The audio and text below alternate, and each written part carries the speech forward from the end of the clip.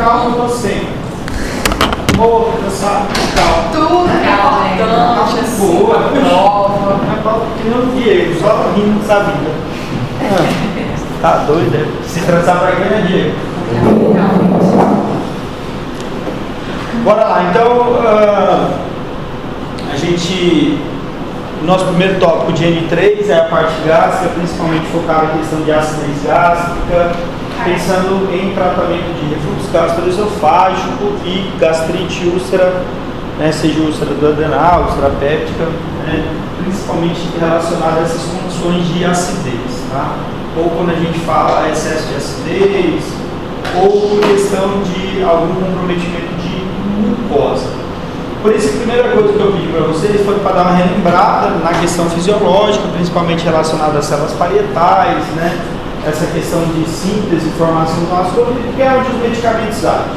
Então, quando a gente pega essa imagem, é uma imagem, né, mostrando questões bioquímicas, moleculares e fisiológicas, e ali de cara a gente já vê locais onde o medicamento age. Então, a gente já vai ter focos específicos, por isso que a gente precisa entender a parte fisiológica, né? Quando a gente percebe na célula, o que tem a célula em si? Ela recebe estímulos diferentes, isso que é importante. Então, a célula parietal, ela recebe estímulo de CCK, ela recebe estímulo relacionado à histamina, ela recebe estímulo de acetilcolina, né? Então, ela recebe estímulos diferentes e a partir desses estímulos, ela faz o quê? A produção de próton. Então, produz o próton, produz H+, e através da bomba de prótons, que nós chamamos de ATPase, H+K+, esse próton ele vai sendo bombeado, né? Ele vai sendo secretado para dentro do conteúdo graxo, para dentro do lumen. À medida que o cloreto, né, também está lá presente, né, presente dentro do conteúdo graxo, aí a gente vai ter esse próton mais esse cloreto, e aí a gente vai formar o ácido clorídrico, beleza? Esse ácido clorídrico é que faz com que o pH do estômago seja um pH extremamente ácido, né? O pH do estômago gira em torno de 2, óbvio que dependendo da condição do dia, dependendo se é o momento que você está tendo estímulo de produção de ácido clorídrico ou você está no estado basal, exemplo, dormindo, oscila-se a concentração desse pH, né? A concentração de ácido clorídrico e consequentemente essa escala do pH. Mas, dentro de uma média, o pH do estômago é bem ácido e ele gira em torno de 2. O grande problema não é o pH está ácido ou não está ácido, porque o pH do nosso estômago sempre estará ácido. Então, o grande problema não é esse. Qual que é o grande problema? É a questão da proteção. Nós temos mecanismos de proteção gástrica que nós produzimos. Primeiro, o muco, né? Então o muco gástrico ele é uma barreira protetora, então ele está ali para justamente promover uma proteção. À medida que eu declino a produção de muco ou eu inibo a produção de muco, eu tiro essa defesa do meu organismo. À medida que tem uma bactéria, exemplo, H. pylori, que também promove prejuízo a esse muco, também gera-se, né, diminuição de proteção. À medida que isso acontece, né, existem alguns fatores associados que eles podem causar uma maior agressão e um maior problema aí associado. Aí está relacionado à questão de alimentação, está relacionado à questão de alguns pacientes, né, principalmente na parte da ansiedade, que dentro de situações de ansiedade ele acaba tendo mais sinalização, né, sobre essa célula planetária, mais produção de ácido, mais liberação de ácido clorídrico e aumento, né, dessa acidez gástrica. Então, existem diversos fatores e dentro desses fatores que é basicamente que a gente consegue intervir no tratamento, farmacologicamente ou não farmacologicamente. Okay? Aqui é a mesma coisa da célula, a questão dos estímulos. A gente vê lá o estímulo de histamina que a gente consegue bloquear com os antagonistas de H2, né, receptor-H2. Anitidina, famotidina, desatidinas, todos agem ali, né, onde é histamina. Tá? Por exemplo, quando a gente pensa no IBP, ele age direto na bomba. Quando a gente pensa no antiácido, ele já age aqui dentro do conteúdo gástrico. A gente pensa no citoprotetor, ele vai promover um filme aqui, né? Uma mucosa artificial. Então, cada um tem um local de ação. Por isso que a gente compreender nessa parte mais fisiológica fica mais fácil a gente compreender como os medicamentos atuam. Nós fizemos uma divisão aí entre antiácidos, né, antagonistas ou bloqueadores H2, os famosos inibidores de bomba e os fármacos que nós também classificamos como citoprotetores, né? São aqueles que de alguma forma geram uma proteção das nossas células gástricas, principalmente promovendo ali a formação de um muco artificial, tá? Bismuto supralfato. E já no caso dos análogos de prostaglandina, a gente vai ver mais à frente, eles conseguem, na verdade, sintetizar o próprio muco, né? E aumentar também a liberação de bicarbonato. Lembrando que sempre quando a gente fala que libera-se bicarbonato é uma base. E se bicarbonato é uma base e um meio ácido tende a gerar um equilíbrio iônico e pegar esse pH que está muito ácido e aumentar um pouco, né? E diminuir um pouco essa questão de acidez. Então, isso os análogos de prostaglandinas conseguem fazer. Vamos iniciar pelos antiácidos. Vamos falar um pouquinho sobre eles, só complementando aquilo que nós já conversamos bastante aqui. Dentro dos principais antiácidos hoje utilizados, a gente tem o hidróxido de alumínio e o hidróxido de magnésio. Eles são amplamente usados, eles são substâncias básicas que dentro de uma solução ácida, no caso essa solução é o conteúdo gástrico, certo? Ele consegue gerar um equilíbrio iônico e aumentar um pouco esse pH. Lembrando sempre que a quantidade de antiácido que a gente utiliza, ele não faz com que o pH do estômago se torne um pH básico, alcalino, muito menos neutro. Tá? Ele só sobe um pouquinho essa régua, e aquele pH que normalmente estava girando ali em torno de 2, ele vai para 4,5, 5, mas não passa disso. Então ele não chega lá a 7, 7,5, 8, nada disso. Então, quando a gente fala assim, ó, eu estou tomando medicamento para acabar com a acidez gástrica ou tirar a acidez gástrica, essa acidez a gente nunca reverte. A gente minimiza para que esse ácido mais forte ele não continue agredindo, promovendo, né, uma irritação e dificultando muitas vezes ali uma úlcera, uma lesão gástrica que o paciente tem, ela promover um processo de cicatrização. Tá? Então, é basicamente isso. Okay? Além dos dois, nós temos também o bicarbonato. Né? Bicarbonato também é bastante utilizado. O que são os antiácidos? Recapitulando, são bases, são substâncias, bases, que o meio ácido promove uma reação química gerando sal, gerando água. E alguns deles gerando também CO2, né? Gerando gás. Por exemplo, o bicarbonato ele gera gás no final da reação. Por isso que algumas pessoas, você pode pegar às vezes alguns colegas, vou tomar um antiácido, né? Eu tenho sentido assim, vou tomar um antiácido. Aí depois a pessoa começa a botar, não é isso? Porque por causa da geração de gás que foi produzido, né? E aí por isso que o paciente passa a ter esse quadro por causa do excesso de CO2. Porque associação de antiácido, isso é muito comum, vocês também falaram isso aqui para mim, né, na última aula, tá? Essa associação é comum por causa vamos colocar o mecanismo de ação, né? Apesar que os antiácidos não se ligam a receptor, tudo, mas é um mecanismo, como eles agem. Se eu pego o hidróxido de magnésio, ele tem uma ação mais laxativa. Se eu pego o hidróxido de alumínio, ele tem uma ação mais constipante. Então, um é mais constipante, o outro é mais laxante. Tá? Então, eles têm essa diferença. Quando eu junto os dois, então eu consigo promover um equilíbrio. Para nem gerar uma constipação no meu paciente e nem gerar um poder laxativo para o paciente. Então, os dois eu acabo conseguindo gerar um melhor equilíbrio e não trazer esses problemas para o paciente. Segundo ponto, o hidróxido de magnésio ele se dissocia mais rápido. Então, a ação dele é mais rápida, né? Se dissocia mais rápido, ele tem uma ação mais rápida, então ele passa a ter uma ação mais rápida. Então, se eu pego o seu hidróxido de alumínio e hidróxido de magnésio, quem vai promover, né, uma neutralização ácida mais rápida? O hidróxido de magnésio, tá? Ele dissocia mais rápido, beleza? Já o hidróxido de alumínio ele demora um pouco mais.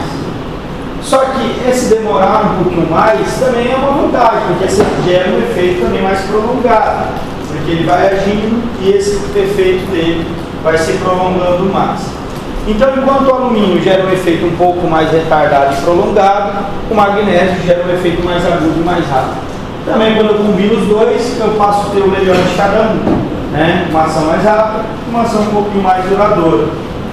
Por isso que muitos livros, artigos, quando faz a comparação em essas junções e associações, gostam de citar muito isso, porque realmente eles acabam se complementando.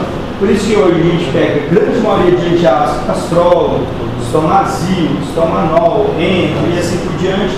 A maioria deles, a maioria, não todos, tá, gente? Não todos, a maioria tem associação na composição de hidróxido de alumínio e magnésio, né? Não todos, mas a grande maioria, beleza? Agora, desvantagens, né? O que eles trazem de problema? Alterações intestinais em a própria diarreia e constipação. Por quê? Eu tenho, às vezes, só hidróxido de alumínio ou só hidróxido de magnésio. E aí, se a paciente toma só hidróxido de alumínio, pode gerar uma constipação, tá? E normalmente, quando se usa, né, só hidróxido de magnésio, também pode ter um poder laxativo. Quanto maior a dose, maior a probabilidade de ter constipação no hidróxido de alumínio e maior poder laxativo no hidróxido de magnésio. Então, a dose é um fator importante, né? Então, essa é uma situação que a gente precisa condicionar. Segundo ponto, né, não está aqui, mas é interessante, as interações causadas, as interações medicamentosas. Os antiácidos, por ser fármacos que interferem no pH gástrico, eles podem causar interação com outros medicamentos que tenham absorção gástrica, tá, de forma bem significativa. Por quê? Porque o pH ele é um fator importante para a absorção. Se eu mudo o pH, eu mudo o grau de ionização. Então, eu mexo nessa questão da absorção do medicamento. Então, para mim, isso é muito importante. Saber que o paciente, no momento que ele toma antiácido, outros medicamentos por via oral podem ser prejudicados, podem ter sua ação prejudicada por ter dificuldade de serem absorvidos. Esse é outro ponto. Outro ponto importante que está ali, ó, a alcalose, né? Não é todos, exemplo, hidróxido de magnésio é pouco absorvido, dificilmente ele gera esse tipo de problema. Já o de alumínio ele é mais absorvido, ele pode trazer algum problema.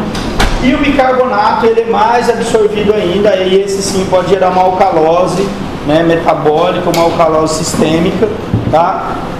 E isso repercutir, né, no paciente de forma negativa. Porque nós sabemos que o pH do sangue ele é estritamente estreito, né, a régua ali, né, para a gente parametrizar. Eu falei para vocês na última aula, acredito que sim. Né? Então, exemplo, se a gente pega o pH aquele alto, 7,350, 7,450. Então, é 0,1 de margem, né, do que é normal, do que é alterado. Então, é muito regulado o pH do sangue. À medida que a gente alcaliniza isso, a gente acidifica o sangue, a gente muda total o comportamento de enzimas, né, de substâncias que estão presentes, tá? E dependem desse pH para ter um equilíbrio, né, principalmente o potencial de hidrogênio, ok? Então, também é um problema, a gente tem que tomar cuidado. Em relação ao alumínio, existem muitos materiais que dizem que o paciente que utiliza hidróxido de alumínio a longo prazo, ele pode ter problemas por intoxicação por metal. E aí vem neurotoxicidade, pacientes renais não podem tomar hidróxido de alumínio, porque ele começa a acumular, porque o rins não consegue depurar. Então são algumas informações também importantes, ok? Aqui basicamente tudo que eu falei, né, os antiácidos, a diferença, questão dos sais, neutralização, quem age mais rápido, quem demora mais para agir, tá? É só mesmo tudo que eu já adiantei para vocês, né, nos slides, tá? Professor, mas esses antiácidos não é de receita? Oi? Não precisa de receita para comprar? Não. E o leite não sabe desse? Se ferra. Infelizmente é assim. É uma tristeza, mas é assim, né? É dessa forma, ok? Eles são MIPs, né? Medicamentos isentos de prescrição, ok? Vocês cansam de ver isso todo dia na TV, propaganda, né? Coisa, há um estímulo muito grande para a pessoa usar, e infelizmente hoje não é só no Brasil não, né? Eu falo no Brasil porque tem muitos países também que o medicamento é muito banalizado, mas aqui o negócio é um pouco mais grave, né? Então esse é um grande problema, porque as pessoas jamais, gente, vai entender. Tem, às vezes, profissional de saúde que tem dificuldade para entender isso, olhar essas interações, verificar realmente uma relevância disso. Tá? Porque eu vejo que tem muita pessoa que estudou tudo que não leva em consideração. E às vezes o cara não entende porque aquela prescrição dele com aquele monte de medicamento está fazendo efeito. Às vezes é um fármaco que está prejudicando a ação de tudo que está prescrevendo. Então, assim, é um grande problema. E outra coisa, mascara, gente. Às vezes tem paciente com dor epigástrica há muito tempo, paciente que vem com problema gástrico há muito tempo, e ele fica ali, antiácido. E ele vai evoluindo. Assim, que vai sentir leve, moderada, vai arrastando de forma paliativa, ele está ali no antiácido. Quando ele procura o médico, às vezes o paciente já está com o quê? Com a úlcera, o paciente às vezes já tem um câncer gástrico. Então, esse paciente já está com um estado muito mais, porque ele foi mascarando aquilo, né, com medicamento com antiácido há muito tempo. Lembrando que antiácido não é medicamento, tratamento a médio e longo prazo, é só para condições mais agudas mesmo, ok? Esse aqui eu já mostrei lá, essa imagem que eu já tinha mostrado, eu já falei, que foi da fisiologia pessoal. Fármacos que inibem secreção, né? Então, nós conversamos de dois grupos importantes que interferem na questão de secreção, né? Quem inibe porque inibe direto na bomba e quem inibe porque inibe estímulo, né? Nós temos as duas situações. Os inibidores da bomba de prótons inibem secreção, inibem, né, o bombeamento do próton para dentro do conteúdo gástrico. Já os antagonistas ou bloqueadores H2, não, isso vai interferir em um dos estímulos, que é a histamina. Então são duas condições um pouquinho diferentes, traz potência e relevância diferente na descrição, tá? Então lá, fármacos que inibem secreção ácida. Então nós temos lá bloqueadores H2, né, que são antihistamínicos, né, são bloqueadores histamínicos, já são medicamentos usados há bastante tempo. O medicamento mais usado da classe, que a gente tinha maior segurança na prescrição e tudo mais, era a ranitidina, sem sombra de dúvida, usada normalmente 150 a 300 miligramas e que foi descontinuado, né? Então eu continuo pedindo para vocês para deixar essa informação, certo? A ranitidina está descontinuada, então nós não utilizamos mais ranitidina desde 2020, certo? Mas, professor, mas a gente vê tudo quanto é lugar, óbvio, uma informação tão recente. O cara que publicou um artigo em 2018, 2019, está lá, estudo sobre ela, tudo maravilhoso, né? Foi em 2020 que a Anvisa lançou um estudo de farmacovigilância falando de um metabólico cancerígeno, né, dela, que causava problemas, e aí foi realmente descontinuada, feito recall, retirada das farmácias e dos hospitais. Porque, professor, tirando ela, saiu a ranitidina, e aí como ficou? Aí nós ficamos com 3 moléculas. A cimetidina, que é um fármaco muito problemático, como vocês viram na última aula. Por que ela é muito problemática, a cimetidina? Porque ela traz alguns efeitos androgênicos, ginecomastia, galactorreia, né, alguns problemas, tá? Problemática por ser um potente inibidor do citocromo P450, por ser o inibidor do citocromo P450, ela interfere em biotransformação de outros medicamentos, e aí a gente pode fazer até uma questão aí, né, para a gente poder estudar sobre isso. Vou ditar para vocês, que vocês deixaram no caderninho, ó. Coloque assim, ó, um paciente, vamos deixar um casinho clínico aí para a gente raciocinar. Ó, um paciente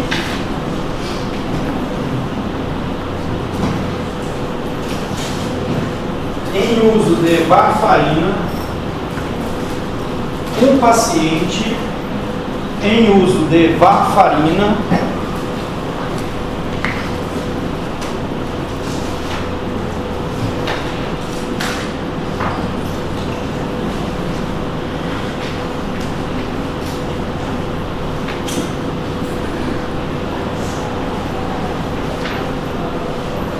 procurou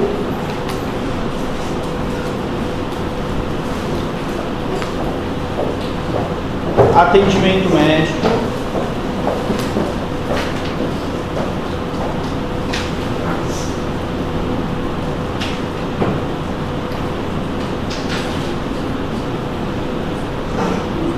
com queixa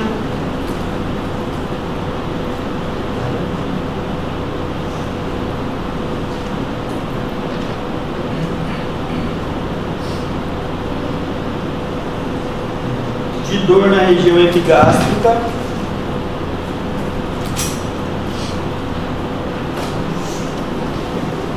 e após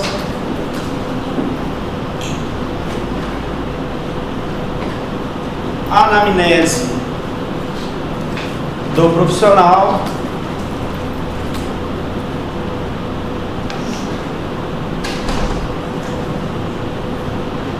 verificar indicou que era por excesso de uso de anti-inflamatório.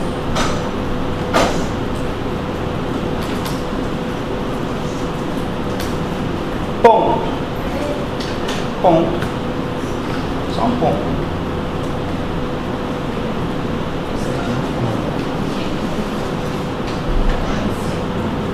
O médico prescreveu cimetidina,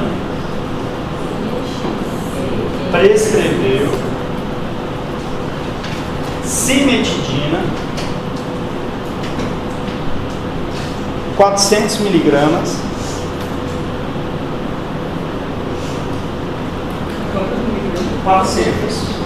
quatrocentos miligramas, uma vez ao dia.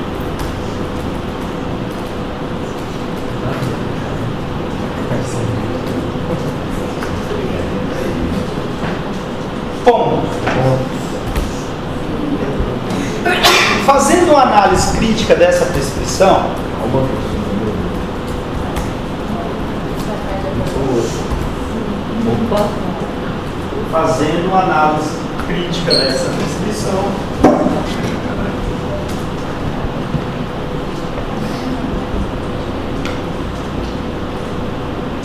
podemos identificar uma interação medicamentosa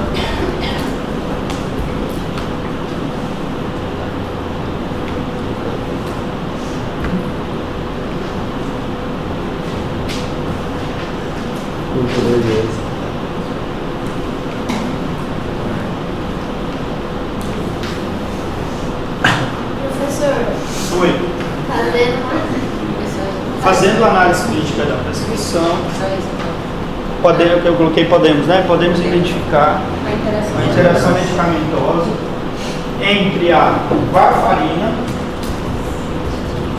e a cimetidina.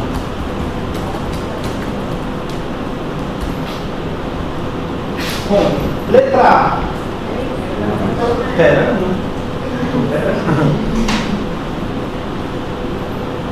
Letra A. Todo mundo está férias, ou tudo aqui, pessoal? Melhor, TGP, Análise laboratorial. top, hein? VHS. VHS é um examezinho complicado, ó. Não gosto muito de VHS. Exame muito superficial. Letra A, pessoal.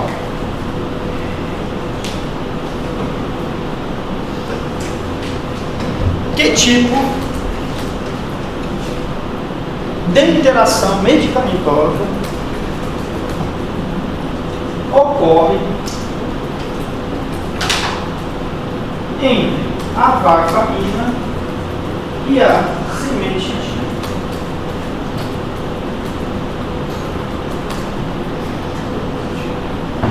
Ponto de interrogação. Letra B. Estou pegando. Bota as linhas. Essa foi boa, lembrei da minha tia lá da escola. Perguntava para ela isso aí.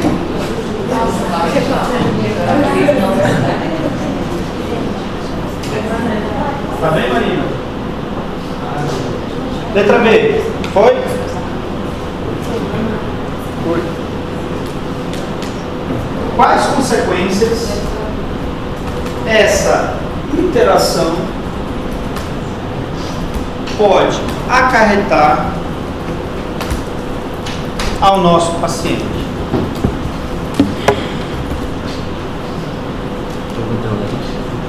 Tá vendo? Então, uma pergunta boa de prova, tá? Não, claro. Vai repetir. Exatamente. Uau. Não, vai ter essa pergunta. Prova do ar. Não, vai ter essa pergunta, mas não vamos ter. Beleza, gente? Então, assim, ó. A cimetidina, ela é classificada como um dos fármacos que mais promove interações farmacológicas, né? Tem problemas com outros fármacos. por ser uma potente inibidora do citocromo P450. Então, fumaricos, o exemplo dele para vocês é a warfarina, benzodiazepínicos, clonazepam, lorazepam, bromazepam, alprazolam, midazolam, diazepam, todos eles interagem com ela. Fenitoína, que é um anticonvulsivante, uma idantoína, certo? Anti-inflamatórios não esteroidais, também interagem com ela, certo? Gabapentina, pregabalina, que são medicamentos para dor neuropática, anticonvulsivantes, também interagem. Então nós temos uma gama gigante de fármacos que tem interação com a cimetidina, certo? Então a gente precisa ter cuidado.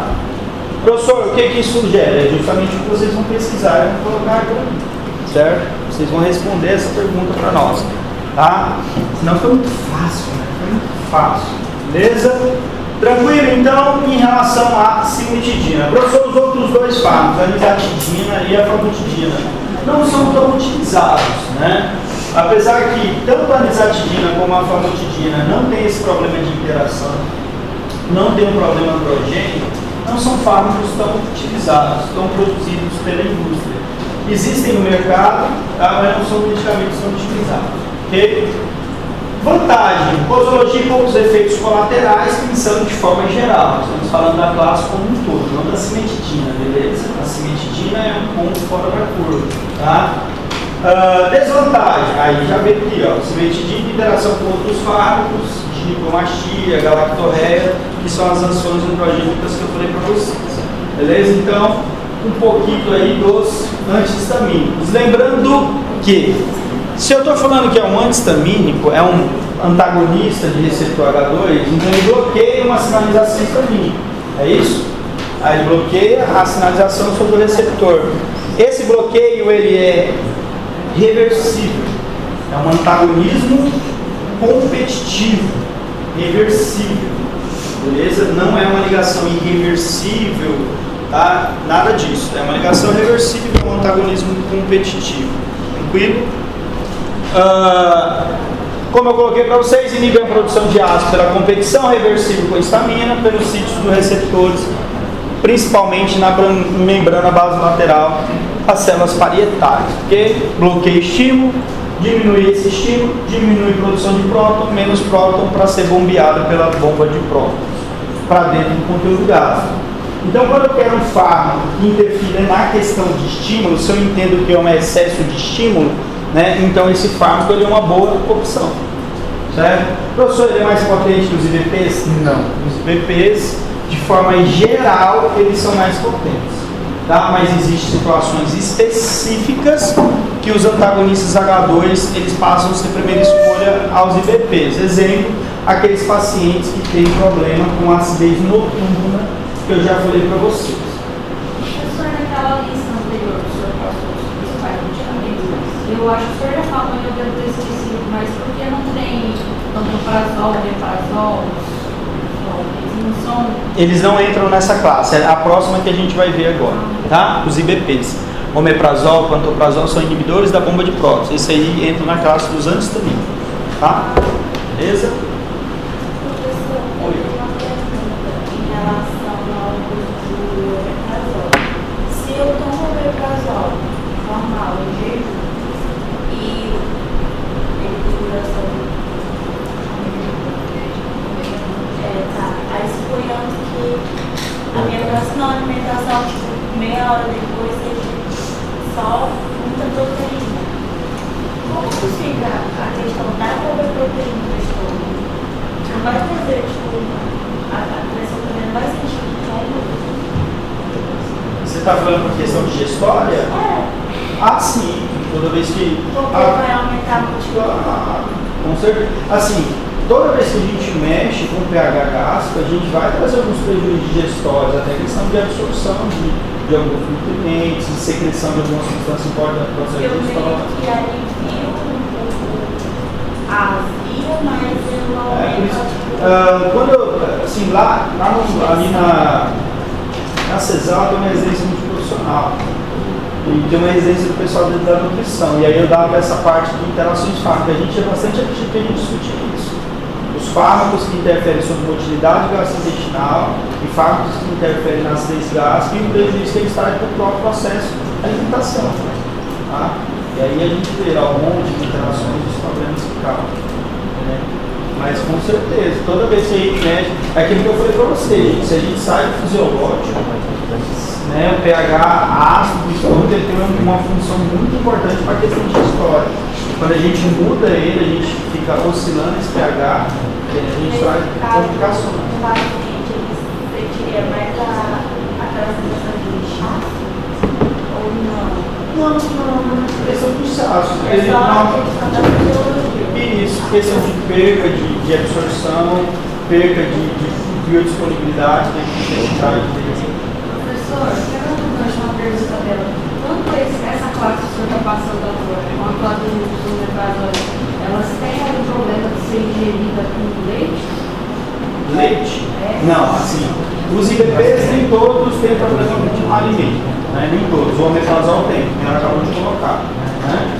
Mas não todos. Por exemplo, o rabeprazol não tem, o pantoprazol não. Então não tem problema. O problema do leite com muitos medicamentos, principalmente alguns antibióticos, alguns anti-inflamatórios, é a questão de formar quelado. Né? A proteína do leite, gordura do leite, forma quelado em volta de algumas moléculas, tetraciclinas, algumas penicilinas, tá? Mas em relação aqui, não. Aqui a questão do jejum é jejum de forma geral.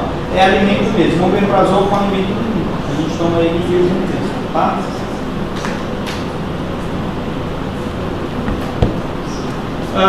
Aqui só a questão da estamina, né, como a gente colocou lá na primeira slide da aula de hoje.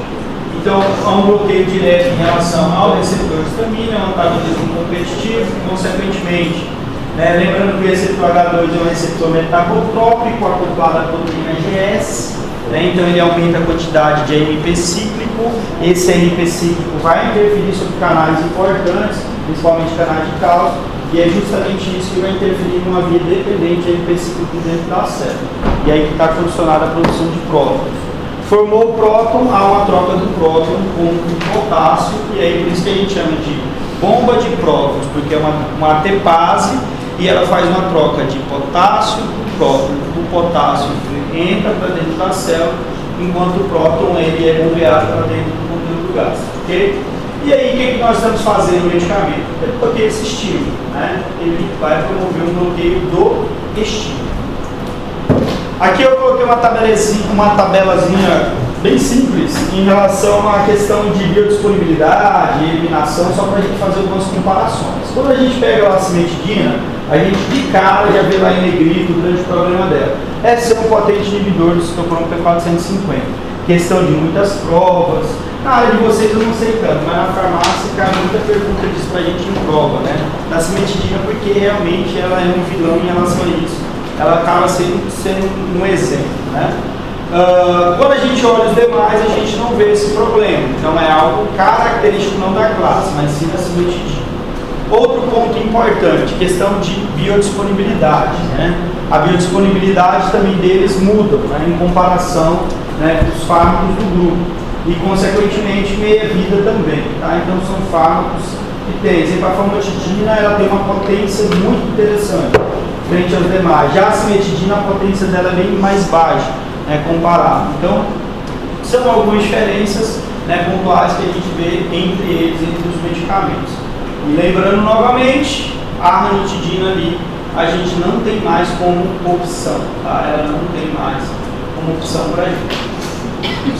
Como não tem mais a opção, se você colocar na prova, não vai colocar nada de ranitidina, no sentido de qual você preferiria, né? Se eu coloco para você assim, ó, escolha um antagonista, né, H2, né, para um determinado paciente, ou se é escolha um antagonista, você colocar a ranitidina, eu vou zerar, certo?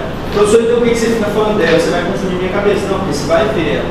Então você vai olhar livro, vai ter ela, você vai ver artigo, vai ser, você tem que saber que descontinuou, saber que é um medicamento que veio e saiu. A gente, é um tempo recente e ela pode voltar. Teve fármacos que ficaram 5, 6, 7 anos fora do mercado e depois retornaram.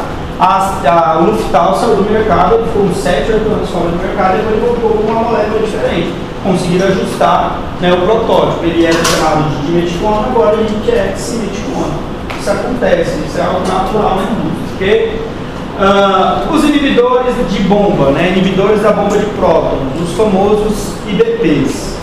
São fármacos hoje, né? Os queridinhos aí, os mais usados, porque realmente são os mais potentes, aqueles que trazem, né? Em relação à questão de percentual, um percentual de inibição de secreção bem maior comparado aos demais medicamentos. Hoje nós temos aí 5 fármacos bastante usados, né? A grande maioria deles são bem prescritos: omeprazol, lansoprazol, pantoprazol, rabeprazol e também o esomeprazol, são bastante usados, tá? São excelentes, são eficazes, né, em relação à supressão ácida, tá? Inibem, né, a questão diretamente na bomba, aquilo que eu falei para vocês, o pH, gente, quando usa o IBP, ele sobe de 4,3 a 5, e aí muda um pouquinho de cada um, né? Mas o pH do paciente no estômago, sob o uso de IBP, normalmente ele vai para esses níveis, 4,3 a 5, né, é mais ou menos o valor que chega o pH. Jamais, como eu falei para vocês, gerando, né, um pH neutro ou um pH básico alcalino no estômago do paciente. Vantagem: inibição mais potente, como eu coloquei. A posologia é uma vez ao dia. Eu vejo alguns colegas médicos prescrevendo manhã e noite. E eu não vejo relevância clínica, nem relevância farmacodinâmica, cinética, nada para esse tipo de prescrição. Tá? Eu já vi vários médicos prescrever 20 mg de omeprazol de manhã, 20 mg de omeprazol à noite. Não tem lógica alguma essa prescrição. Tá? Você pega as 2 doses de uma de manhã, faça as 2. Pode falar. Eu ia perguntar, será que não é porque ele tem a questão da secreção basal? Seria por isso? Não, porque ele não mexe em estímulo. Pois é, mas será que... Então, se você quer trabalhar isso, trabalhe sobre estímulo, porque essa secreção basal é um estímulo de histamina que continua, bloqueia a histamina. Melhor, né? Você vai usar à noite, o paciente normalmente age, como é que fica a janta, o alimento, a presença do BP, já vai causar prejuízo ali. Então, não é o mais interessante, tá? Os IBPs, eles são muito bons em questão de você controlar justamente a secreção que é gerada durante todo o dia. Por isso que ele jejum, ele faz esse controle o dia inteiro, né? Ele faz um pico cinético bem interessante. Então não tem essa justificativa. Então dizer, o professor quer aumentar a dose, não aumenta, não é. Você quer uma dose maior, puxa a dose para as manhãs, 20 mg, se é prescrever 20, prescreve 40 mg. Não tem problema, está dentro da posologia ainda. Pode prescrever. Existe cápsulas de 20, existe cápsulas de 40 também. Ou se não, pede para o paciente tomar 2 cápsulas de 20, se não estiver lá onde você quer. Mas, né, duplica essa dose pela manhã. É mais interessante, ok? Vantagens: inibição da secreção, como eu coloquei, normalmente usado uma vez ao dia, é o mais interessante utilizar. Desvantagem: interação com a absorção de outros fármacos. Aí, pessoal, não tem erro. Qualquer medicamento que interfere em motilidade ou pH, ele vai ter interação com outros fármacos. Existe essa possibilidade. Imagina, se você mexe no trânsito gastrointestinal, é óbvio que você vai mexer, vai interferir sobre também a absorção de medicamentos, de nutrientes, através desse trânsito. Se você mexe no pH, se o medicamento é administrado por via oral, também vai ter interferência. Porque se é um medicamento mais ácido, que ele depende daquela acidez para ele ficar não ionizado e ser melhor absorvido, isso já não vai acontecer. Então, essas interações, isso não é algo específico dos IBPs, qualquer medicamento interfere sobre o pH. Tá? Instáveis em pH do estômago, por isso que eles normalmente são cápsulas ou comprimidos gastro-resistentes ou comprimidos tamponados. A gente pode ter os 3. Eu posso ter uma cápsula gastro-resistente, a cápsula passa íntegra pelo estômago e é liberada no intestino. Eu tenho um comprimido gastro-resistente, ele vem com revestimento, então ele também passa proteína. Ou ele vem tamponado, ele vem com a base e essa base não permite que esse ácido consiga neutralizar. Então também pode ser. Então existe, a indústria farmacêutica tem 1000 opções aí para ajudar nisso. Eles podem ser também administrados de forma parenteral. A gente tem alguns IBPs parenterais também para serem utilizados, tá? Que também são medicamentos que dá para utilizar através dessa via. Apesar que a gente também pode utilizar os histamínicos, né, que também tem uma boa resposta através da linha parenteral. Aqui os citroprotetores, que também foi um tema dos grupos, né, que nós conversamos, tá? Eu coloquei para vocês para pesquisarem principalmente esses três, por isso que eu trouxe novamente aqui: bismuto, sucralfato e análogos de prostaglandina, né? Os dois primeiros, eles têm algumas situações bem comuns, né? O bismuto e o sucralfato. Por quê? Porque eles formam polímeros, né? Eles formam praticamente como se fosse, né, uma película protetora, tá? Para que essa película protetora consiga fazer com que aquele ácido clorídrico não fique causando uma irritação, contato direto sobre uma lesão, sobre uma úlcera, né, sobre ali o local onde está inflamado. Então, isso é muito peculiar, tanto do bismuto como do sucralfato, tá? Só que o bismuto, ele não é utilizado apenas para tratamento de gastrite, né, ou refluxo gastroesofágico, úlcera, nada disso. O bismuto também pode ser utilizado para afecções bucais, como aftas, né? Então ele é bastante utilizado também para tratamento de aftas, né? Tem um nome comercial bastante conhecido em farmácia, que é o Bismujet, né? Ele usa exclusivamente para tratamento de afecções bucais. Ele, para terapia, já pensando em gastrite, ele vem em sachês e ele normalmente vem granulado, né? Um nome comercial bastante conhecido é o Rissuisan, que é amarelinho, né? Ele tem um pacotinho amarelo, horrível o gosto, sabor extremamente desagradável, né? É o que mais ou menos afasta o paciente, é que ele usa uma vez e depois não quer mais, porque ele é amargo, não é que nem o sais de fruta que coloca sabor, fica lá, né, aquele sabor mais agradável, o povo quer tomar, parece pensando que é suco, né? Igual a Carla falando que ela tomava quando era pequenininha, né? Okay? Mas ele tem não, ele é totalmente diferente, é um gosto muito amargo, muito ruim, mas um medicamento muito bom, né? O bismuto ele é excelente. O sucralfato aí já são formas farmacêuticas diferentes. O sucralfato ele pode vir comprimido, tá? Ele pode ser comprimido, ou flacolete, solução derivada de flacoletes, né? Professor, o que é um flacolete? Igual aquele Interferon, hepatinol, tem aqueles protetores hepáticos? Então ele deu um flacoletezinho, ele vem justamente dentro de um flacolete. Só que ele não vem assim avulso, né? Ele vem em uma caixa fechada com vários flacoletes para fazer tratamento. O sucralfato, tá? O sucralfato ele é uma molécula que ela é polimerizada, principalmente quando ele tem contato em superfície, onde tem glicoproteínas, né, espécies, onde tem questões de lesões, e é justamente onde a gente vai tratar, né, as lesões gástricas. Tá? Ele tem nas suas regiões terminais regiões carregadas com alumínio. Então o sucralfato a gente não pode administrar com hidróxido de alumínio, porque a gente promove um excesso de alumínio e essa absorção desse alumínio, principalmente em pacientes renais, pode causar problema, a intoxicação por alumínio, que também é uma informação importante do sucralfato. Qual que é outro ponto importante dele? É a questão que ele diminui a absorção de outros medicamentos ou nutrientes. Tá? Aonde ele promove essa película ela prejudica a absorção. Tá? E aí ela vai acabar prejudicando a absorção de alguns nutrientes e alguns medicamentos. Principalmente o sucralfato. O momento de tomar esse sucralfato, ele realmente tem um momento ideal? Você está falando assim de jejum? Ou jejum ou fora do alimento? Normalmente se toma ele uma vez ao dia, tá? Metade do flacolete pela manhã.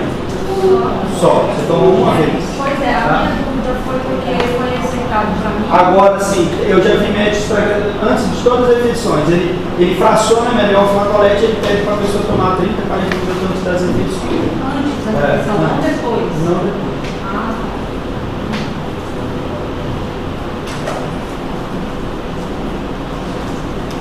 Aqui algumas informações mais, ó, bismuto, forma película, como eu já coloquei para vocês, adsorbe pepsina, estimula a produção local de prostaglandina e carbonato. Uma ação interessante, que eu acho que eu nem tinha colocado aqui ainda, a gente não falou, é essa ação bactericida do bismuto. Quando a gente pega artigos antigos, literaturas, ele era caracterizado por esse efeito mesmo, ele era dado muito esse crédito ao bismuto ser um medicamento que tem poder bactericida, né? Ele ser como se fosse um tratamento para a H. pylori. Hoje não se condiciona muito porque a gente acaba usando mais antibiótico mesmo, né? Então você não vai condicionar o bismuto para essa ação. A gente usa claritromicina e usa amoxicilina ou metronidazol, tá? Mas ele é um medicamento que tem efeito sim sobre também a H. pylori, né? Que a bactéria está relacionada ali, é um dos fatores associados à questão da gastrite. Do sucralfato também, a questão da formação do gel, né, que é formado ali no local, né, forma-se também a barreira protetora, ele também gera algum estímulo na secreção de bicarbonato, lembrando de novo que o bicarbonato é uma base, né, sendo uma base, né, consegue diminuir ali, né, aquela acidez e acaba também estimulando, né, as prostaglandinas, lembrando que a prostaglandina, né, ela forma um muco que é o protetor gástrico ali essencial. Então, se ela estimula a prostaglandina, estimula a proteção gástrica. E aqui, para a gente finalizar esses citoprotetores, o misoprostol. Eu preciso de muita atenção, eu já falei para vocês várias vezes sobre esse medicamento, para a gente não levar informações erradas, para não ficar falando coisa errada. O misoprostol é um fármaco hoje que ele não é comercializado em farmácias e drogarias, então ele não está na nossa prescrição, beleza? Então nós não vamos colocar em prova ou qualquer coisa uma prescrição de misoprostol para tratamento gástrico. Professor, então por que ele está aí? Porque na literatura tem essa indicação. Só que hoje, da mesma forma que existe protocolos, existe a literatura falando que é uma boa opção, que em muitas situações é até uma ótima opção, exemplo, pacientes com úlceras sépticas relacionadas ao uso excessivo de AINES. É uma indicação clínica maravilhosa. Só que como ele é uma indicação e está na literatura, protocolo, só que eu não vou conseguir fazer com que o meu paciente tenha acesso a esse medicamento. Entendeu? O Tadeu vai lá, prescreve, e aí como é que o paciente tem acesso? Se ele não acha em farmácias, em drogarias, farmácia de manipulação, nada. Então, você percebe que não tem uma lógica, então a gente acaba não utilizando. Então hoje, onde nós usamos o misoprostol? Só em ambiente hospitalar, na obstetrícia, ponto final. Então nós já falamos bastante sobre isso, tá? Só para condicionar. Professor, mas é interessante eu aprender sobre essa função dele, sim. Por isso que eu estou colocando aqui para vocês, eu quero que vocês estudem e eu quero que vocês saibam. O misoprostol é um análogo de prostaglandina. Ele aumenta a produção de muco, ele aumenta a liberação de bicarbonato, tá? E, consequentemente, ele passa a ser um grande protetor gástrico, tá? Então, por isso que a gente precisa ter esse conhecimento sobre, mas não quer dizer que nós vamos prescrever na nossa rotina, certo? E aqui o último tema que nós tivemos durante os últimos dias, que foi os fármacos que interferem em motilidade. Também eu selecionei só alguns principais, tá, para vocês, tá, só para a gente dar uma pincelada aqui no que o pessoal falou durante a aula, né? A maioria dos antieméticos, né, dos fármacos que interferem em questão de motilidade, eles são fármacos que atuam principalmente em via dopaminérgica. Alguns em via serotoninérgica, mas a grande maioria em vias dopaminérgicas. Por isso que alguns deles podem muitas vezes até ser utilizado para outras funções, né? A domperidona em questão de lactação, né? Por quê? Porque ele interfere, né, em questões de via de dopamina, e a dopamina está ligada em via de lactação, de prolactina e assim por diante. Outra situação também, a dopamina ela tem uma função muito importante relacionada à questão motora também. Exemplo, qual que é a característica do Parkinson? Acho que eu já falei até isso para vocês. A gente fez essa pergunta na última aula. Acho que eu fiz essa pergunta aqui.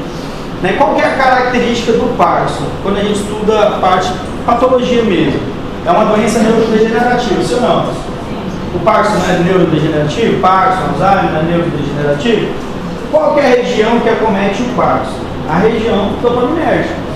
Então, o Parkinson é uma doença neurodegenerativa que ela normalmente se inicia na região microestriatal, que é a região que a gente tem, como tem muitos neurônios dopaminérgicos. Então, por isso que a deficiência da produção da dopamina leva o quê? Ao tremor, não é isso? Que a gente aprende lá no Parkinson. Quando o paciente muitas vezes toma uma dose excessiva de um bloqueador dopaminérgico, ele pode ter também parkinsonismo. Então você pode prescrever um medicamento para o seu paciente, um antiemético, e o seu paciente ter sintomas de parkinsonismo. tá? E não quer dizer que ele tem partes, nada disso, ele só está com aquele tremor temporário, porque está havendo um bloqueio dopaminérgico, ok? Então isso é bastante importante, tá? Aqui uma outra doperidona, também é um antagonista de dopamina, bastante utilizado. A gente tem doperidona tanto em comprimido como em suspensão. Tá? Um medicamento normalmente utilizado mais por via oral, principalmente para tratar refluxo gastroesofágico. E o famoso Dramin, né, que é o dimendrinato. O Dramin ele pode vir com a vitamina B6, eu acho que vocês já viram, né? Dramin B6, tá? Piridoxina. Tá? Então, pode vir junto também na formulação. Tá? Ele é um antistamínico, né, de receptor H1, isso já demonstra porque ele causa uma leve sedação, uma leve sonolência. Todo medicamento que for antagonista de receptor H1, que passar a barreira hematoencefálica, ele vai causar sonolência. Beleza? Isso é fato. Então, professor, se eu pegar qualquer medicamento que ele bloquear receptor H1, ele passar a barreira hematoencefálica, ele vai causar sonolência? Sim. Exemplo, antialérgicos. Não tem lá dexclorofenamina? Quem tem alergia aqui? Alergia toma lá histamina, né, cloramine. Sono, na hora, né? Por quê? Porque o medicamento está agindo nesse receptor lá no sistema nervoso central. E a loratadina? Já menos, né? A loratadina, desloratadina já não causa tanto. É mais mesmo dexclorofenamina, que é o histamina. Olha lá. Beleza? Já está no rosto dele. Hã? O Plasio é a metoclopramida que eu coloquei lá. Esse aqui é o Plasio. Plasio é a metoclopramida. Ambiente hospitalar que a gente mais usa, né? Crianças, era isso. Esse era o resumex para a gente fechar, tá? Os tópicos dos trabalhos de vocês. Okay? Então esse é o nosso primeiro conteúdo, tá? Primeiro. Nosso próximo conteúdo agora, anticoncepcionais, beleza? Então já abram no caderno de vocês aí assim, ó. Anticoncepcionais orais. Professor, orais só, gente. Não dá tempo de a gente falar tudo, a gente vai trabalhar principalmente os anticoncepcionais orais, combinados e de terapia, monoterapia, né, de um único hormônio, tá? A gente vai trabalhar os combinados e os não combinados. Vamos trabalhar os mensais, trimestrais, e a pílula pós-coito.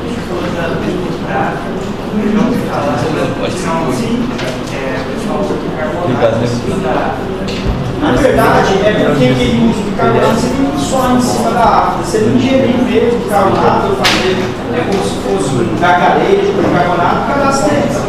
Porque como é uma base, então que fica causando a irritação na afta. Por exemplo, assim, ó, por que muitas pessoas têm afta de forma egoísta e então ele acaba tendo essa acidez de afta ele mais legal. Ele acaba tendo essas aversões, o bicarbonato é uma base, e aí ela vai ter esse ácido, né? Oi. Alguém falou comigo? Não? Não? Pessoal, então vamos lá. Anotando, já anotaram? Não, eu só vou abrir aqui, pessoal. Precisa abrir. Só pra gente saber o que a gente vai dar a próxima, tá? Eu não vou abrir esse slide não, só abrir o tema mesmo. Então vamos lá, pessoal. Ó, então, dentro dos anticoncepcionais orais, o que eu preciso que vocês deem uma olhada? Primeiro, na parte fisiológica, certo? Tá? Então, ver a parte da fisiologia. Professor, fisiologia do quê? Fisiologia condicionada aos hormônios ovulatórios, principalmente a gente vê o ciclo, né? Toda aquela parte, liberação de GNRH, estímulo da hipófise, não é isso? Não foi assim que a gente aprendeu lá na física? Libera GNRH lá no hipotálamo, estimula a adenopófise. A adenopófise libera FSH e LH. O FSH faz a produção dos folículos, depois vem a LH, faz a maturação do corpo lúteo. Assim, o FSH estimula a produção de estrógeno e o LH estimula a produção de progesterona. Se ocorre a gestação, a anidação, a progesterona continua aumentando, começa o cólio da placenta a produzir HCG e aí nós temos o início da gestação. Se isso não acontecer, declina-se progesterona, declina-se estrógeno, vem a menstruação e aí inicia-se tudo de novo. Lembrando que o primeiro dia da menstruação é o primeiro dia do ciclo, todo mundo sabe disso, ok? Então esse é o ciclo normal. Então por isso que toda vez que a gente vai falar de anticoncepcional, a gente vai avaliar qualquer equilíbrio hormonal, a gente tem que saber que cada dia do ciclo ele é um dia diferente. Tem como falar assim, ó, Tadeu, vou mandar aqui uns exames para você dar uma olhada. Aí eu mando pro Tadeu. Aí ele olha lá, FSH, LH, progesterona e tal. Se ele não saber a data da última menstruação, se ele não tiver mais informação, não serve de nada. Certo? Porque ele não consegue classificar se estava normal ou não. Se ele não souber que dia foi coletado aqueles exames, né? Porque eles oscilam durante. Então esse é o nosso primeiro ponto. Segundo ponto, pessoal, aí nós vamos falar um pouquinho de os anticoncepcionais orais. Na verdade, eles recebem esse nome, mas eles são fármacos de uma reposição hormonal sintética. Certo, Pedro? Então, ó, ele é uma reposição hormonal sintética. Então, tem que pensar assim, ele é só útil para inibir, né, uma concepção? Não. Certo? Tá? Ele tem diversas funções. Hipogonadismo primário. É isso? Então tem lá uma adolescente, pré-adolescente, o médico verifica que tem hipogonadismo e vai lá para esse tema anticoncepcional, uma forma de suplementação dos hormônios que o paciente tem deficiência. O paciente tem amenorreia, também, ou dismenorreia, né? Então é uma situação também. Paciente normalmente pré-menopausa ou menopausa, também é uma opção de utilização. Okay? Existe algum tratamento, por exemplo, para a amenorreia, que aí o médico vai utilizar o anticoncepcional, mas é uma dosagem que não faz esse efeito anticoncepcional? Sim. Exemplo, acetoflux. Acetoflux é um medicamento da ANS, né, esse Guimafarma.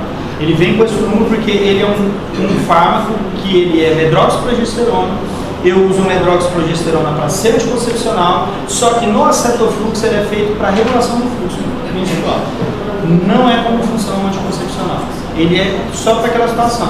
O paciente está com fluxo descontrolado, usa o acetoflux para correção do fluxo menstrual. Nessa função.